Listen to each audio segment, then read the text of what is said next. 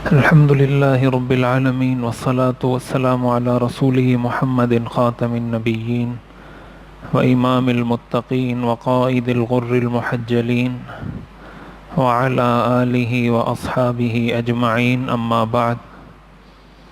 أعوذ بالله من الشيطان الرجيم. بسم الله الرحمن الرحيم. واعتصموا بحبل الله جميعا ولا تفرقوا. وقال النبي صلى الله عليه وسلم: لا تحاسدوا ولا تباغضوا ولا تناجشوا ولا تدابروا ولا يبع أحدكم على بيع بعض وكونوا عباد الله إخوانا. المسلم أخو المسلم لا يظلمه ولا يخذله ولا يحقره. التقوى هاهنا. ويشير إلى صدره 3 مرات. بحسب امرئ من الشر أن يحقر أخاه المسلم. كل المسلم على المسلم حرام دمه وماله وعرضه، أو كما قال النبي صلی اللہ علیہ وسلم. قرآن کریم میں اللہ تعالیٰ نے ارشاد فرمایا: وَاعْتَصِمُوا بِحَبْلِ اللَّهِ جَمِيعًا. اللہ کی رسی کو مضبوطی سے تھام کے رکھو. ولا تفرقوا، اور آپس میں اختلافات، اپنے آپس کی زندگی میں اختلافات پیدا مت کرو، تفرقہ بازی مت کرو. ہمارے ہاں اس آیت کی جب تشریح کی جاتی ہے تو اس حوالے سے تو اس کی تشریح کی جاتی ہے کہ فرقہ پرستی یا مسلمانوں کو تقسیم کرنا یہ شریعت میں پسندیدہ نہیں ہے، اور اس آیت کی تشریح میں یہ بات داخل بھی ہے. شریعت اس بات کی اجازت نہیں دیتی کہ اس طرح مسلمانوں کو فرقوں میں تقسیم کیا جائے. لیکن اسی آیت کا ایک اور مفہوم ہے جس کی طرف ہم توجہ نہیں دیتے، اور جو اس آیت کا اصل مقصد ہے وہ انسان کی، ایک مسلمان کی معاشرتی زندگی میں اختلافات سے بچنا، کہ آپس میں مسلمان ایسا کوئی رویہ ایک دوسرے کے ساتھ نہ رکھیں جس سے ایک مسلمان کے لیے دوسرے مسلمان کے دل میں بغض، حسد یا کینہ پیدا ہو، جس کی وجہ سے، جس کے نتیجے میں پھر وہ اختلافات بڑھیں اور آپس میں الگ الگ ہو جائیں. اب وہ تفرقہ زبان کی بنیاد پر بھی ہوتا ہے، وہ تفرقہ قومیت کی بنیاد پر بھی ہوتا ہے، وہ تفرقہ صوبائیت کی بنیاد پر بھی ہوتا ہے، وہ تفرقہ سیاست کی بنیاد پر بھی ہوتا ہے. قرآن نے جو یہ کہا ہے لا تفرقوا، اس کا صرف یہ مطلب نہیں ہے جو ہمارے ہاں بیان کیا جاتا ہے. قرآن کی اس آیت کا یہ مطلب بھی ہے کہ اگر آپ سیاست کر رہے ہیں تو ایسی سیاست نہ کریں جس کی وجہ سے آپ مسلمانوں کو دھڑوں میں تقسیم کر دیں، کہ ایک پارٹی کا آدمی دوسری پارٹی کے رہنما کو گالیاں دے، دوسری پارٹی کا آدمی پہلی پارٹی کے رہنما اور کارکنوں کو گالیاں دے. یہ بھی اس آیت کا مطلب ہے. اس آیت کے مفہوم میں یہ بات بھی داخل ہے کہ اپنی زبان اور قومیت کی بنیاد پر تقسیم مت پیدا کرو، کہ میں پٹھان ہوں، یہ بلوچ ہے، یہ مہاجر ہے، یہ سندھی ہے، یہ پنجابی ہے. اس بنیاد پر تفرقہ بازی مت کرو. اللہ کی رسی کو مضبوطی سے تھامو. اللہ کی نظر میں جو معیار ہے حق اور باطل کا، صحیح اور غلط کا، اس کے مطابق اپنی زندگی گزارو. تو یہ ہمارے معاشرے کا ایک بہت بڑا مسئلہ ہے. ہم قرآن اور حدیث کی وہ تشریح کرتے ہیں یا وہ تشریح سننا چاہتے ہیں جو ہماری مرضی کے مطابق ہو. اب اس آیت کو ان فرقوں پر تو فٹ کر دیا جاتا ہے، اور ظاہر ہے ان پر بھی فٹ ہوتی ہے یہ آیت. یہ میرے کہنے کا مقصد نہیں ہے کہ یہ فرقہ بازی اور تفرقہ بازی پر فٹ نہیں ہوتی، اس پر بھی یہ آیت منطبق ہوتی ہے. اس آیت کے مفہوم میں یہ چیز بھی داخل ہے، لیکن صرف اور صرف اس آیت کا مفہوم یہ نہیں، بلکہ اس آیت کا مفہوم بہت وسیع ہے. اور ہم بحیثیت مسلمان جب قرآن پر عمل کریں گے تو اس آیت کے جتنے مفاہیم ہیں، اس آیت کے جتنے مطلب ہیں، اس آیت کا جو جو تقاضا ہے، ان سب پر ہم نے عمل کرنا ہوگا۔ اس لیے ایک تو یہ بات اچھے طریقے سے ذہن میں رکھیں کہ ہم آپس میں جب مسلمان ہیں، حدیث شریف میں آتا ہے المؤمن للمؤمن کالبنیان یشد بعضہ بعضا، ایک مومن دوسرے مسلمان کے لیے عمارت کی طرح ہے، عمارت کا ایک حصہ دوسرے حصے کو مضبوط کرتا ہے۔ ایک دیوار ہوگی تو وہ اتنی مضبوط نہیں ہوگی، اس کے ساتھ دوسری دیوار کھڑی ہو جائے گی تو دونوں مضبوط ہو جائیں گی، تیسری دیوار اس کے ساتھ کھڑی ہوگی تو تینوں مضبوط ہو جائیں گی، چوتھی اس کے ساتھ کھڑی ہوگی تو چاروں مضبوط ہو جائیں گی۔ ایک مسلمان دوسرے مسلمان کے لیے عمارت کی طرح ہے، وہ مضبوط کرتا ہے دوسرے مسلمان کو، اور ہم ایک دوسرے کی ٹانگیں کھینچتے ہیں۔ وہ ٹانگیں ایک بھائی بھائی کی بھی کھینچتا ہے، ایک شعبے سے وابستہ آدمی ایک دکاندار دوسرے دکاندار کی ٹانگیں کھینچتا ہے، کمپنی کا ایک ملازم دوسرے ملازم کی ٹانگیں کھینچتا ہے، ایک رشتہ دار دوسرے رشتہ دار کی ٹانگیں کھینچتا ہے۔ جس شعبے میں آپ چلے جائیں بلا استثناء، جس شعبے میں چلے جائیں آپ کو یہی ملے گا کہ بجائے اس کے کہ ہم ایک بڑے مقصد کو سامنے رکھیں کہ ہمارا ایک ویژن کیا ہے، ہمارا ہدف مقصد گول کیا ہے، ہم نے کہاں جا کے وہ ٹارگٹ اچیو کرنا ہے، اس کو حاصل کرنا ہے، اس پر نظر رکھنے کے بجائے آپس میں، تو یہ دکاندار جب دکاندار کی ٹانگیں کھینچتا ہے، یا ایک کاروباری آدمی دوسرے کاروباری آدمی کی ٹانگیں کھینچتا ہے، یا اس کے خلاف لوگوں کو اکساتا ہے، یا ایک شوہر کو آپ بیوی کے خلاف، یا بیوی کو شوہر کے خلاف، یا بھائی کو بھائی کے خلاف اکساتے ہیں، قرآن کریم یہی کہتا ہے لا تفرقوا، آپس میں تفریق مت کرو، تقسیم نہ کرو۔ یہ قرآن کریم کی اس آیت کا مطلب ہے۔ حدیث شریف میں آتا ہے حضور علیہ الصلاۃ والسلام نے ارشاد فرمایا، صحیح مسلم کی روایت ہے، حضرت ابو ہریرہ رضی اللہ تعالیٰ عنہ اس حدیث شریف کے راوی ہیں، آپ نے فرمایا لا تحاسدوا ولا تباغضوا ولا تناجشوا ولا تدابروا، آپس میں ایک دوسرے سے حسد مت کرو۔ اب حسد اس کا تعلق دل کے ساتھ ہوتا ہے۔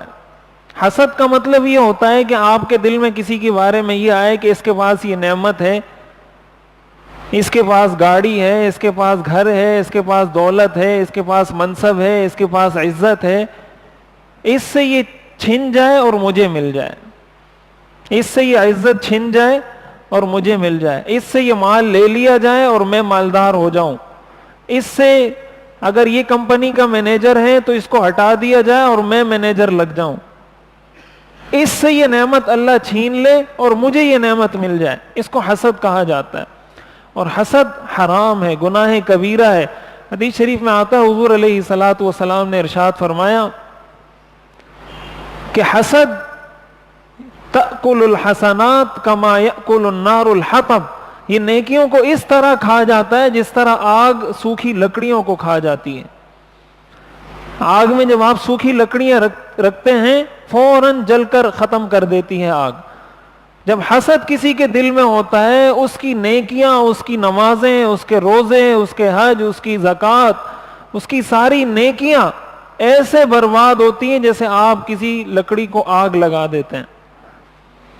اتنی خطرناک بیماری ہے۔ اور ظاہر ہے جتنا معاشرے میں گند پھیلتا ہے، جتنا معاشرے میں اختلافات پھیلتے ہیں، اس کی بنیادی وجہ حسد ہوتی ہے۔ اگر یہ حسد دل سے نکل جائے تو جب دل آپ کا صاف ہو جائے گا، اذا صلحت صلح الجسد کلہ، دل صاف ہو گیا تو جسم خود صاف ہو جائے گا۔ جب آپ کے دل میں کسی کے لیے حسد نہیں ہے، پھر آپ اس کی غیبت کیوں کریں گے؟ پھر آپ اس کی برائی کیوں بیان کریں گے؟ پھر آپ اس کے کاروبار کو ڈاؤن کیوں کرنا چاہیں گے؟ پھر آپ کو نقصان پہنچانے کی کوشش کیوں کریں گے؟ آپ کو جب حسد ہی نہیں تو پھر کیوں آپ اس کو نقصان پہنچا رہے ہیں؟ اسلام نے اس جڑ پہ ہاتھ رکھا ہے، اصل مرض کی تشخیص کی ہے کہ اس مرض سے اپنی جان چھڑاؤ، اپنے دل کو صاف کرو۔ قرآن کریم میں اللہ تعالیٰ نے ارشاد فرمایا، ہمارا معاملہ یہ ہے کہ ہم اللہ کے ساتھ جنگ کرنا چاہتے ہیں، اللہ تعالیٰ ارشاد فرماتے ہیں اہم یقسمون رحمت ربک، کیا تیرے رب کی رحمت کو یہ لوگ تقسیم کریں گے؟ نحن قسمنا بینہم معیشتہم فی الحیات الدنیا، ہم نے دنیا کی زندگی میں یہ معیشت ان کے اندر تقسیم کی ہے، ورفعنا بعضہم فوق بعض درجات، اور بعض کو بعض پر بلندی اور رفعت عطا کی ہے، لیتخذ بعضہم بعضا سخریہ، تاکہ یہ ایک دوسرے کے محتاج بنے رہیں۔ یہ اللہ کا بنایا ہوا نظام ہے۔ اللہ نے کسی کو غریب بنایا ہے، کسی کو مالدار بنایا ہے، کسی کو عزت زیادہ دی ہے، کسی کو عزت کم دی ہے، کسی کا گھر بڑا ہے، کسی کا گھر چھوٹا ہے، کسی کا مرتبہ بڑا ہے، کسی کا مرتبہ چھوٹا ہے۔ یہ اللہ کا بنایا ہوا نظام ہے۔ اللہ فرماتے ہیں کیا تم میرے ساتھ جنگ کرنا چاہتے ہو؟ لا تتمنوا ما فضل اللہ به بعضکم علی بعض، اللہ فرماتے ہیں جو فضیلت میں نے ایک دوسرے کو کسی پر دی ہے تم اس کی تمنا نہ کرو۔ اب اللہ نے مرد کو مرد بنایا، عورت کو عورت بنایا، اب مرد یہ تمنا کرے کہ میں عورت بن جاؤں، عورت یہ تمنا کرے کہ میں مرد بن جاؤں۔ جس طریقے سے یہ تمنا کرنا فضول ہے کہ مرد تمنا سے عورت نہیں بن سکتا اور عورت تمنا کر کے مرد نہیں بن سکتی، اسی طرح اللہ نے جس کی قسمت میں مال لکھا ہے یا جس کی قسمت میں مال نہیں لکھا وہ تمنا کر کے مال حاصل نہیں کر سکتا۔ جس کی قسمت میں اللہ نے جو مرتبہ جو مقام لکھ دیا ہے وہ اس سے اوپر کا مرتبہ اور مقام حاصل نہیں کر سکتا۔ اللہ کا بنایا ہوا نظام ہے۔ جب اللہ کا بنایا ہوا نظام ہے اور یہ فی الحیات الدنیا، یہ دنیا کی زندگی ہے، ایسا بھی نہیں کہ آخرت میں بھی اس کا مرتبہ بڑا ہوگا، دنیا میں اگر اس کی عزت زیادہ ہے تو آخرت میں بھی زیادہ ہوگی، نہیں، یہ فی الحیات الدنیا، یہ صرف دنیا کی زندگی۔ آخرت میں ان اکرمکم عند اللہ اتقاکم، آخرت میں اس چیز کو دیکھا جائے گا کہ شریعت پر عمل کس نے کیا ہے۔ اسی لیے حدیث میں آتا ہے کہ غریب محتاج لوگ مالدار لوگوں سے 500 سال پہلے جنت میں داخل ہوں گے، 500 سال پہلے جنت میں داخل ہوں گے، اس لیے کہ غریب آدمی اللہ کی عبادت زیادہ کرتا ہے۔ اگر ریشو نکالا جائے، فیصد پرسنٹیج نکالا جائے تو غریب لوگ اللہ کی عبادت زیادہ کرتے ہیں بنسبت مالداروں کے۔ تو آخرت میں معیار یہ پیسہ نہیں، آخرت میں معیار یہ گاڑی بنگلہ نہیں، یہ صرف دنیا کی زندگی ہے۔ تو جب صرف دنیا کی زندگی ہے، اب دیکھیں اللہ نے کسی کو کمپنی کا سیٹھ بنایا ہے اور کسی کو مزدور بنایا ہے، تو کمپنی کا سیٹھ اس مزدور کا محتاج ہے اور یہ مزدور اس سیٹھ کا محتاج ہے۔ یہ کمپنی کا سیٹھ پیسے تو دے سکتا ہے، کھڈے نہیں کھود سکتا خود، یہ بوریاں نہیں اٹھا سکتا، یہ ٹرک لوڈ نہیں کر سکتا، یہ گاڑی نہیں ڈرائیو کرے گا، ٹرک نہیں چلائے گا، اس کے لیے اسے مزدور چاہیے، اور مزدوری تو کر سکتا ہے لیکن پیسے نہیں ہیں۔ تو سیٹھ محتاج ہے مزدور کا، مزدور محتاج ہے سیٹھ کا۔ نہ تو مزدور یہ کہہ سکتا ہے کہ مجھے سیٹھ نہیں چاہیے، نہ سیٹھ یہ کہہ سکتا ہے کہ مجھے مزدور نہیں چاہیے۔ اللہ نے یہ نظام بنایا ایسا ہے، سارے سیٹھ بن جائیں تو کام کون کرے گا، سارے مزدور بن جائیں تو پیسے کون دے گا؟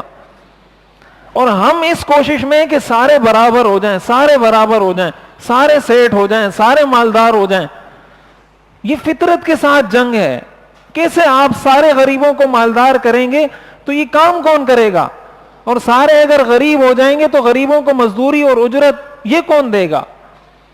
حسد پیدا ہی اس وجہ سے ہوتا ہے کہ میں بھی ویسا بن جاؤں، میں بھی ویسا بھائی وہ اس کی شخصیت الگ ہے، آپ کی شخصیت الگ ہے، اس کی ناک الگ ہے، اس کی آنکھیں الگ ہیں، اس کے کان الگ ہیں، اس کا جسم الگ ہے، آپ کی یہ ساری چیزیں الگ ہیں۔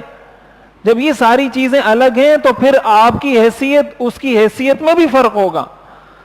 اور شریعت نے اس چیز کو معیار تو بنایا نہیں کہ اللہ نے جس کو دنیا میں عزت دے دی اس کا مطلب وہ کامیاب ہے، اور جس کو دنیا میں عزت نہیں ملی اس کا مطلب وہ ناکام ہے۔ شریعت میں تو یہ معیار ہی نہیں، ہم نے اپنی زندگی میں یہ معیار بنا لیا ہے۔ آج کل ہمارے ہاں جس طریقے سے یہ موٹیویشنل سپیکرز بہت زیادہ ہو گئے ہمارے معاشرے میں، کامیاب زندگی کے راز سکھاتے ہیں نوجوانوں کو کہ کامیاب زندگی کیا ہے، اور ان کی کامیاب زندگی کا محور ساری دنیا کی زندگی ہوتی ہے، آخرت سے متعلق کوئی بات ہی نہیں کہ ایک کامیاب شخص وہ ہے جس کی دنیا کامیاب ہو جائے۔ یہ ہمارے موٹیویشنل سپیکرز کی ساری گفتگو کا خلاصہ ہے۔ کہ کامیاب شخص دنیا میں وہ ہے جس کی دنیا اچھی ہو جائے، آخرت اچھی ہوتی ہے یا برباد ہوتی ہے اس سے ان کو کوئی فکر نہیں، کوئی پرواہ نہیں۔ حالانکہ حدیث شریف میں آتا ہے رب اشعث اغبر مدفوع بالابواب لو اقسم علی اللہ لابرہ، بہت سارے لوگ دنیا میں ایسے ہوتے ہیں کہ ان کے بال بکھرے ہوئے ہوتے ہیں، ان کے کپڑے میلے ہوتے ہیں، ان کے کپڑے پرانے ہوتے ہیں، مدفوع بالابواب، کسی کے دروازے پر جائیں تو وہ دروازے سے دھتکار کے بھیج دیں کہ بھائی ہم تم سے سلام بھی نہیں کرتے، اور اللہ کے ہاں ان کی حیثیت یہ ہوتی ہے لو اقسم علی اللہ لابرہ، اگر وہ اللہ پر کسی چیز کی قسم کھا لیں اللہ ان کی لاج رکھتے ہوئے ان کی قسم کو پورا فرماتے ہیں۔ اگر وہ یہ قسم کھا لے کہ اللہ کی قسم آج بارش ہوگی، اللہ ان کی قسم کی لاج رکھتے ہوئے بارش برسا دیتے ہیں۔ اللہ کے ہاں ان کا یہ مقام ہوتا ہے۔ قرآن کریم میں اللہ نے ارشاد فرمایا وما اموالکم ولا اولادکم باللتی تقربکم عندنا زلفا، تمہاری اولاد اور تمہارے اموال یہ تمہیں اللہ کے قریب نہیں کر سکتی۔ مال قارون کے پاس بہت زیادہ تھا، حضرت موسیٰ علیہ السلام کے پاس مال نہیں تھا۔ مشرکین مکہ کے پاس بہت مال تھا، ہمارے آقا حضور علیہ السلام کے پاس مال نہیں تھا۔ مشرکین ناکام ہوئے، ہمارے آقا کامیاب ہوئے۔ صحابہ کے دشمن ناکام ہوئے، صحابہ کامیاب ہوئے۔ قارون کو اللہ نے زمین میں دھسایا، موسیٰ علیہ السلام کامیاب ہوئے۔ قارون کا تذکرہ اللہ نے قرآن میں کیا ہے لَتَنُوءُ بِالْعُصْبَةِ أُولِي الْقُوَّةِ، کہ اس کے پاس اتنے خزانے تھے، اتنا مال تھا کہ اس کے خزانوں کی چابیاں کئی اونٹوں پر لاد کر لے جائی جاتی تھیں، صرف چابیاں۔ اور جب دنیا والے اس کو دیکھ کر کے دیکھتے تھے اتنا مال ہے، اتنی گاڑیاں، اتنے بنگلے، اتنا پیسہ، تو کہتے تھے اِنَّهُ لَذُو حَظٍّ عَظِيمٍ، یہ تو بڑی قسمت والا ہے۔ اور جو اہل ایمان تھے، یہ میں بتانا چاہ رہا ہوں کہ کامیابی اور ناکامی کا مدار کس چیز پر ہے۔ قرآن اللہ نے، ہم تو قرآن پڑھتے نہیں ہے نا، قرآن ہم پڑھتے نہیں، اپنے بچوں کو پڑھاتے نہیں، ہمیں پتہ نہیں، ہم نام کے مسلمان ہیں۔ اگر یہ قرآن ہم پڑھ لیں پھر ہمیں کسی کی ضرورت نہیں پڑے گی کہ وہ ہمیں یہ سکھائے کہ کامیاب کون ہوتا ہے اور ناکام کون ہوتا ہے۔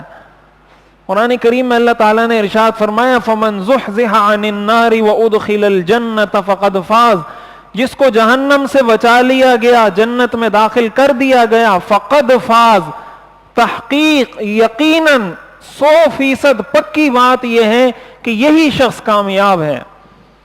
اور ناکام کون ہے؟ یا ایھا الذین آمنوا لا تلہکم اموالکم ولا اولادکم عن ذکر اللہ ومن یفعل ذلک فاولئک هم الخاسرون، اے ایمان والو تمہارا مال، تمہاری اولاد تمہیں اللہ سے غافل نہ کر دے، اور اگر تمہارے مال، تمہاری عزت، تمہارے منصب، تمہاری دنیا نے اللہ سے غافل کر دیا، فاولئک هم الخاسرون، اللہ فرماتے ہیں ناکام لوگ یہی ہیں، یہی لوگ ناکام ہیں۔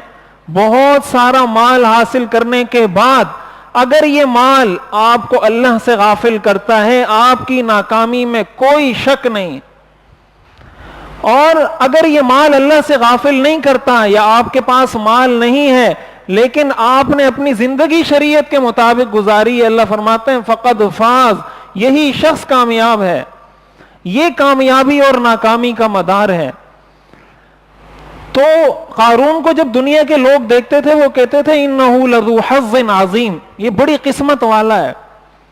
وقال الذین اوتوا العلم ویلکم ثواب اللہ خیر لمن آمن وعمل صالحا ولا يلقاها الا الصابرون فخسفنا به وبداره الارض وما كان له من فئة ينصرونه من دون الله وما كان من المنتصرین۔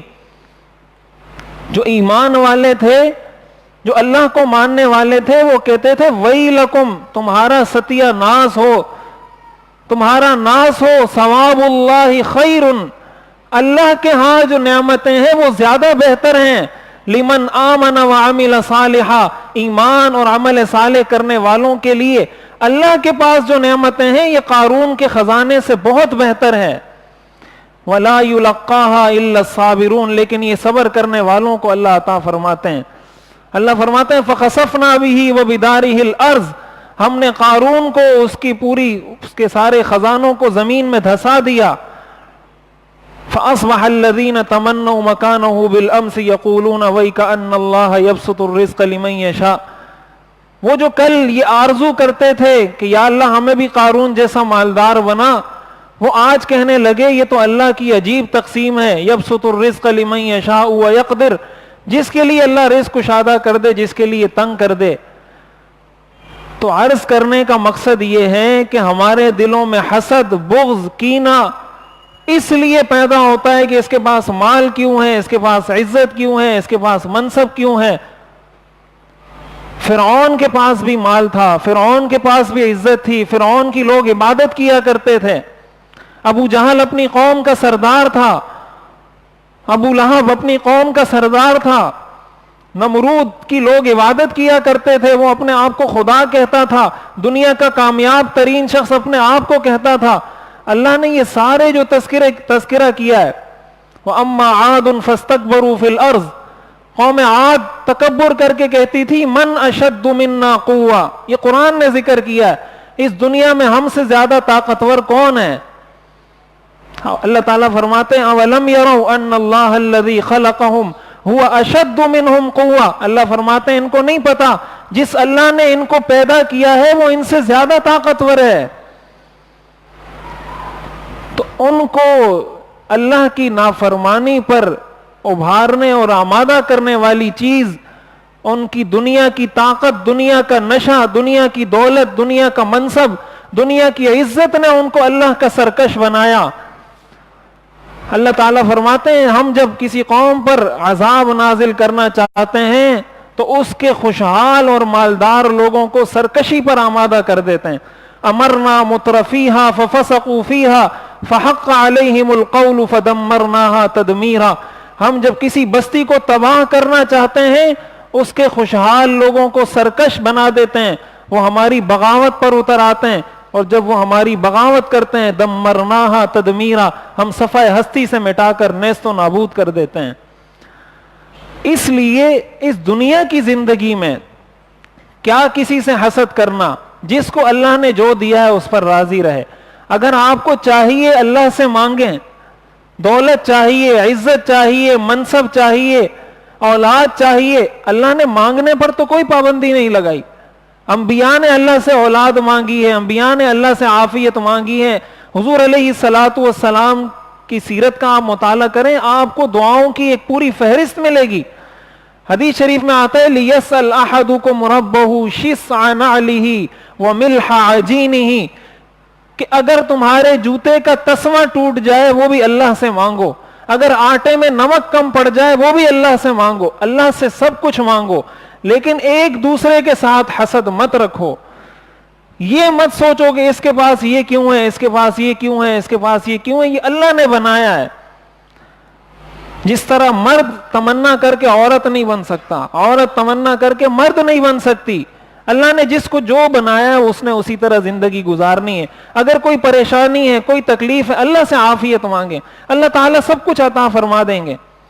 تو حضور نے یہ ہمیں سکھایا لا تحاسدوا، آپس میں ایک دوسرے کے ساتھ حسد مت کرو.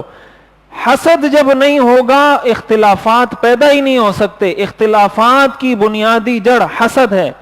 اس کے پاس یہ چیز کیوں، اس کے پاس یہ چیز کیوں، اس کے پاس یہ چیز کیوں. نحن بما عندنا وانت بما عندك راضون، اگر یہ پیدا ہو جائے کہ جو اللہ نے مجھے دیا یا اللہ میں تجھ سے راضی ہوں، جو اس کو دیا ہے وہ تجھ سے راضی، بات ہی ختم. پھر کیوں کوئی کاروباری آدمی، کیوں کوئی کمپنی کا مینیجر، کیوں کوئی کمپنی کا ملازم ایک دوسرے کی ٹانگیں کھینچے گا؟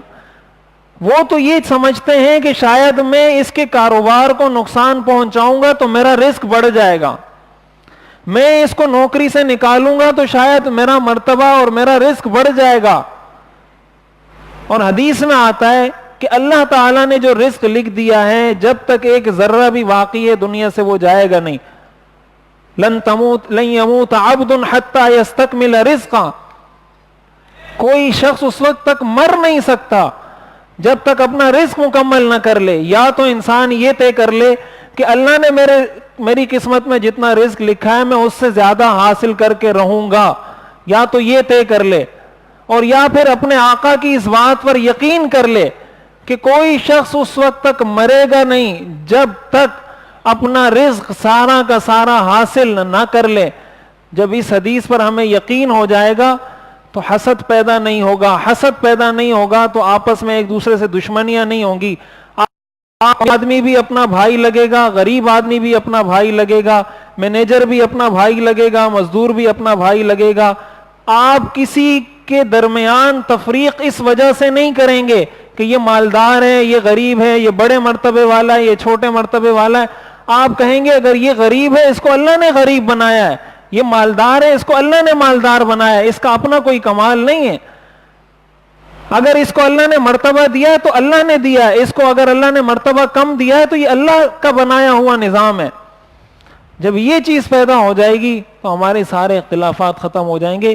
یہی قرآن کریم کی اس آیت کا مطلب ہے وَاعْتَصِمُوا بِحَبْلِ اللَّهِ جَمِيعًا وَلَا تَفَرَّقُوا. اللہ کی رسی کو مضبوطی سے تھامو اور آپس میں اختلافات کا شکار مت ہو, آپس میں تفرقہ بازی مت کرو, آپس میں ایک دوسرے کی ٹانگیں مت کھینچو, بلکہ اللہ کی رسی کو مضبوطی سے تھام کر کونوا عباد اللہ اخوانا, آپس میں بھائی بھائی بن جاؤ, اللہ کے بندے بن جاؤ.